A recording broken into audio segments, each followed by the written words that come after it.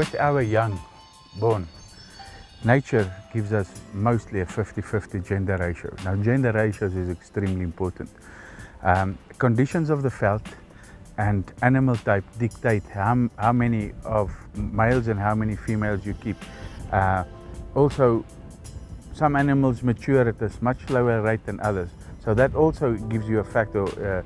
Then you will have more of a male-female ratio than others. Those that mature very fast, like the springbuck, you will have a much lesser ratio of males to females. In other words, there will be maybe one male for 10 females. In the black wildebeest, it will be different. There will be 2 males for every 4 females. Each species is different.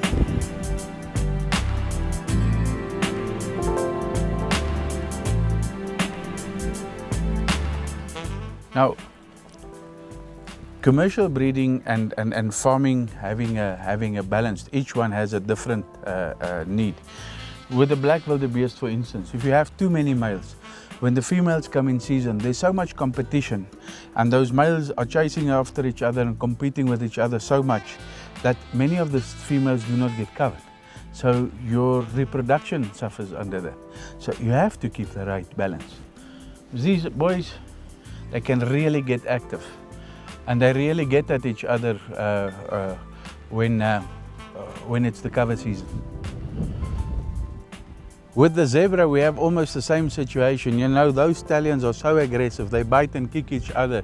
You just see hairs fly, and the gashes are extreme. The flies come and they lay their eggs there, and it's just a big nuisance. So if there's too many stallions, you have losses because of the health hazards. They literally break bones when they kick each other, and they bite off a piece of the ear.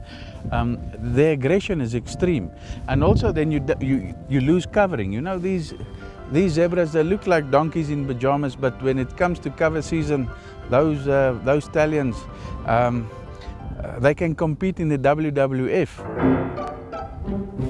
For us that breed for reproduction and sale, it's much easier because we can remove young, and as there's many farms in this area that is now developing into lifestyle farms, there's a great demand for any gender, so it's easy for us. But for people with established farms, they use people like us to bring a balance and to give them advice onto what the next season will bring and which ratios to keep.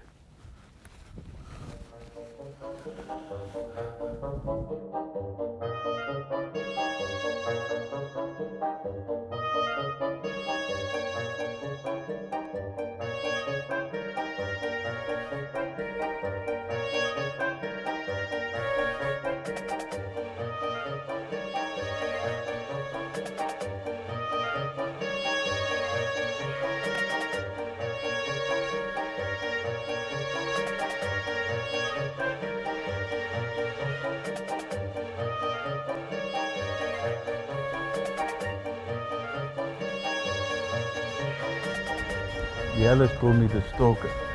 Sometimes they say I'm the crawler. So sneaking up on them and monitoring them. You know, the blesbuck and the springbuck and the hartebeest, they're not as abrasive as the others. So the males don't have such a profound effect on the herd in the mating season. But you still have to keep the ratios right.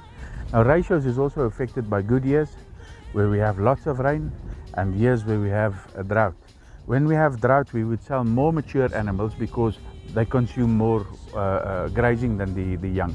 And when you have your young, you have a broader spectrum. So when we then do replace trophy quality animals, species specific superior animals, if we want to term it that way, then it's easier for us to bring in a few exceptional males because we have the foundation. So drought affects it, and also the years of plenty. With the years of plenty, we'll keep much more females, so they can give us much more young because we have much more grass. And the next year there will be a much bigger demand because fewer animals were on the market. So then there's there's a greater demand and we get more money for our produce. So everything is our business then effectively. It's the supply demand that affects it, and then obviously drought and years of plenty, you know, when we have a lot of rain. So all of these things affect our gender ratio controls, also our mature animals and sub-adult animals, how many of which we keep. It's a fine business, but a lovely business.